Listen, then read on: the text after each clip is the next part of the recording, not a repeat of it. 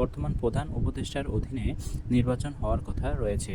এই নির্বাচন ডিসেম্বরে অথবা আগামী বছরের জুলাইয়ের মধ্যে অনুষ্ঠিত হবে। কিন্তু এই নির্বাচন নিয়ে নানান ধরনের জল্পনা কল্পনার সৃষ্টি হয়েছে।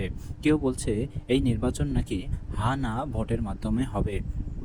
আসুন জেনে নেই হা না ভোট কখন অনুষ্ঠিত হয়েছিল এবং এর ইতিহাস কি বাংলাদেশে। এ পর্যন্ত প্রায় 3বার হা না ভোট অনুষ্ঠিত হয়েছে। তার মধ্যে 2বার হয়েছিল প্রশাসনিক গণভোট এবং একবার হয়েছিল সাংবিধানিক গণভোট। সর্বপ্রথম 1977 সালে প্রশাসনিক গণভোট অনুষ্ঠিত হয়েছিল। এই গণভোটটি অনুষ্ঠিত হওয়ার কারণ ছিল প্রেসিডেন্ট জিয়াউর রহমানকে শাসন কার্য বৈধতা দেওয়ার জন্য। ভোটটিতে হাতে জয়যুক্ত হয় 98.80% এবং দ্বিতীয়টি অনুষ্ঠিত হয়েছিল 1985 সালে। দ্বিতীয় ভোটটি অনুষ্ঠিত হয় এরশাদের সমর্থন যাচাইয়ের জন্য এবং সেই ভোটে প্রায় 94.10% হাতে জয়যুক্ত হয় এবং তৃতীয় ভোট অনুষ্ঠিত হয় সর্বপ্রথম এটি সাংবিধানিক গণভোট ছিল, যা 1991 সালে অনুষ্ঠিত হয়েছিল।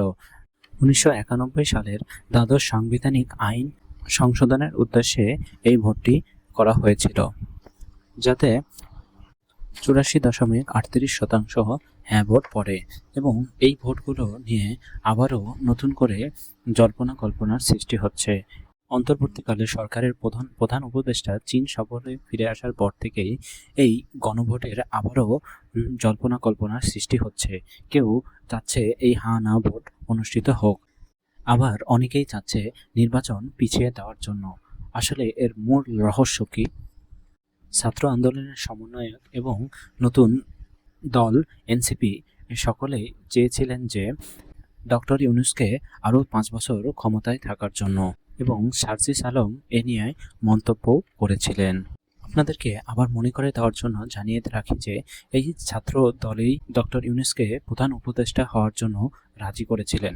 দীর্ঘ সময় এই পদে থাকতে গেলেও একটি গণনির্বাচন প্রয়োজন, যার কারণে এই হ্যাঁ না ভোট উত্থাপন হয়ে যায়। কিন্তু এখন পর্যন্ত ডক্টর ইউনূস তার পূর্বে ঘোষিত সময়কালটি অটল রয়েছেন এবং তিনি স্পষ্ট করেই বলছেন যে চলতি বছরের ডিসেম্বর অথবা জুনের মধ্যেই নির্বাচন সম্পূর্ণ হবে।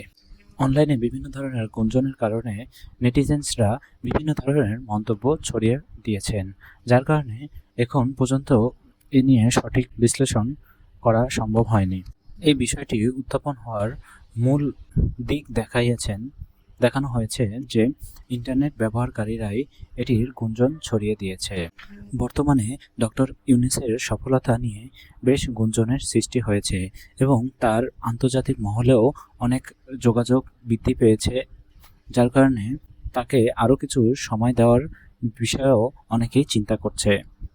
অনেকেই ভাবছেন যে শেখ হাসিনার বিচার করতে গেলে আগামী নতুন সরকার যদি আসে তবে এটি অনেক দীর্ঘায়ু হয়ে যাবে, যার কারণে এই সরকারের দ্বারাই তারা বিচার সম্পূর্ণ করতে চাচ্ছেন, যার কারণে ডক্টর ইউনূসের মেয়াদকাল অনেকেই বাড়াতে চান।